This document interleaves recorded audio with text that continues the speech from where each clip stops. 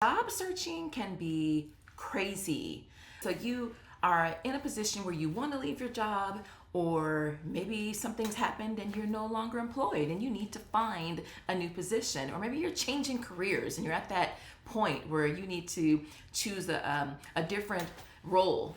It is a crazy process. You have uncertainty. You don't really know necessarily what the right opportunity is, or you're trying to explore a company and you're not really sure, is that the right fit for you? Then you have the waiting. You apply, you wait for them to call you to get the interview scheduled. You get the interview, and then you're waiting for the next interview. And then maybe you go through the entire process and you're waiting for them to make a final decision. Or they call you and say, we really are interested in you and we want to give you the job offer.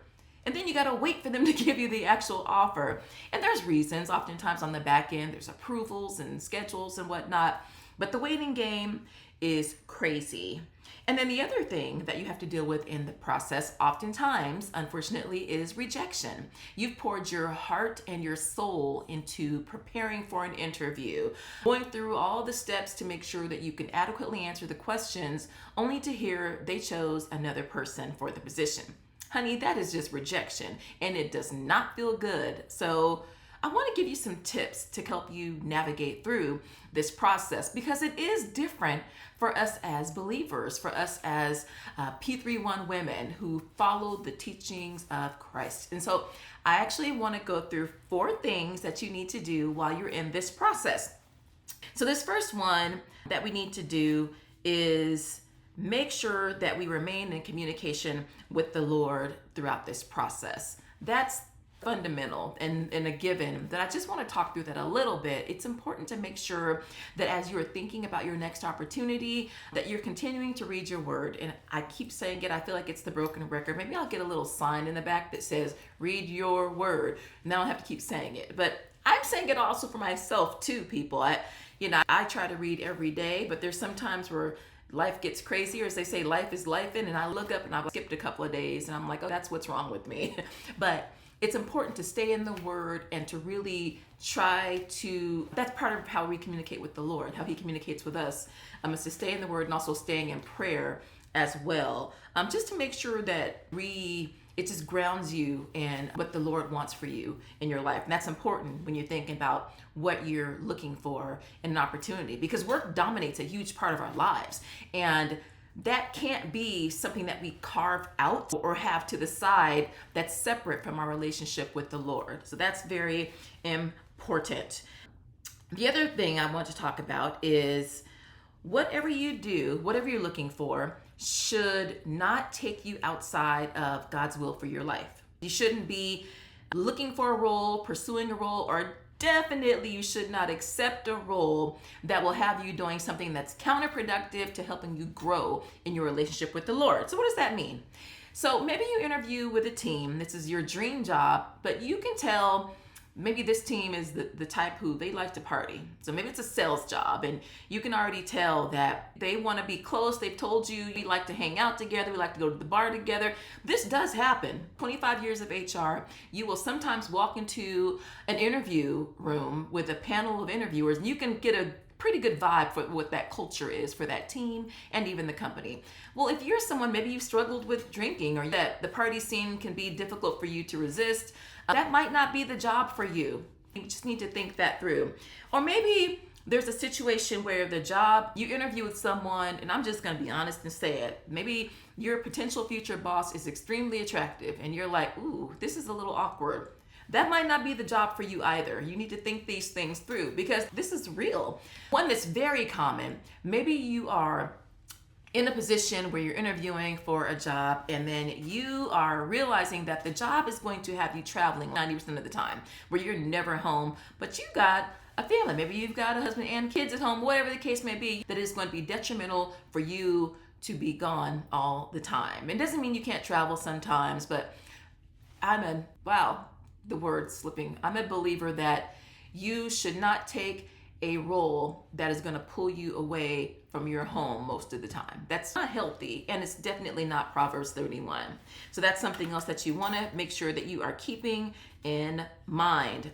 The other thing that you want to do, this is really number 2, that was the first one was in 2 parts, is to stay in a mode of just being thankful right? Making sure that you are following those Philippians 4:6 principles, making sure that not only are you praying and having your petitions, but you're also in a mode of thanksgiving. And so it's important to do that as well, to think about what the Lord has already done for you, especially if you're already working and you're already getting a paycheck every 2 weeks, or you're in a situation where you're already in a role that you have desired and at one point prayed for. Well, make sure that you're remaining thankful in that situation as well.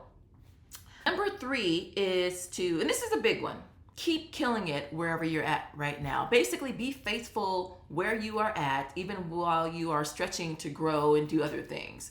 That's important because I've personally experienced this when I felt like it's time for me to move on and I'm really wanting to get promoted, or I'm wanting that next level, and maybe it doesn't happen, feels like the doors are closing. Then I'm like, you know what? I'm here. Let me just continue to do what I do and just to kill it and do 110% in terms of my quality of work. And it seems like that's when the call happens, right? That's when the headhunter reaches out, or you see that job and you apply and they call you and you get the interview and then you get the job and it's like, oh, the Lord opened this door for me. So that's important too. Plus, as a believer, we need to make sure that we're doing everything as unto the Lord. So you need to remain excellent in your current job while you're looking as well. And then also another one that is huge, and I hate to have to say this, but I would be remiss if I didn't, is to make sure that you are always remaining ethical, that you're being truthful, that you're being honest. And I will tell you, even just from a practical standpoint, if I take this outside of Christian believers' norms and principles, if you are in a position where you lie about your job, about your experience, about maybe you stretch it a little bit on your resume, that's not really true, a lot of times that comes back to bite you. People nowadays with technology and with background searches and whatnot, those types of things come out, and sometimes people will references will share things about you that contradict what you put on your resume, and you need to be very mindful of that, because that could absolutely kill an offer. I've seen that in my career where we've had people go through the process where they're at the final stage of the interview and we find out that they've lied on their resume. Done. That's it. Or we're talking to them and we find out that some things that they were stated contradict what we know to be true. And so it's very important that you're mindful of that. Plus, again, as a believer, we should not be dishonest. We should not be lying. The Lord is calling for us to be honest and to have integrity. And as the light in the world and being an example, especially as Proverbs 31 women, we need to make sure that we're maintaining that integrity at all times. So that's very important as well. And then the other thing just to remember is that if one door closes, that was not for you. That it's not like the Lord was asleep. Oh, I forgot about that job that Tanya applied for. If that door closed, that was part of God's sovereign plan, and we need to accept that and then be content where we're at, keep looking, keep doing the things, but understand that might not be the opportunity, but oftentimes when one door closes, another one opens. And so you have to also keep looking and keep being optimistic, but ultimately relying on the Lord to show you what is right, and pray and ask him, Lord, show me blatantly that this is the right opportunity for me. This door is not for me. If this job is not for me, close it. And I have absolutely done that before in the past. And it, for me, has worked out well in terms of feeling like I'm in the role or the position where I feel like the Lord wants me to be for that season.